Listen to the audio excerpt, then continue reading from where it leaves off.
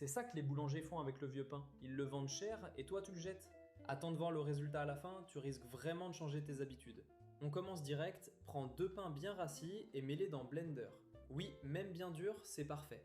Ensuite, ajoute une boîte de lait concentré sucré de 395 g. Là, ça commence déjà à devenir intéressant. Verse maintenant 600 ml de lait, et si t'aimes les recettes ultra simples qui sauvent des ingrédients, pense à liker et à t'abonner, ça m'aide énormément. Ajoute ensuite 3 œufs, puis une cuillère d'extrait de vanille pour le goût.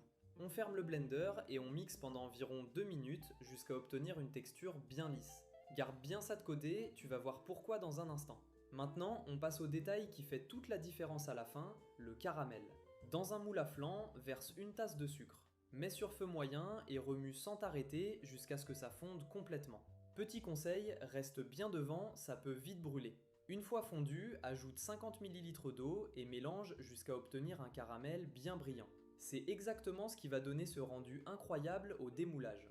Ensuite, prends une grande casserole, verse une tasse d'eau dedans et place ton moule à l'intérieur. On va cuire ça doucement.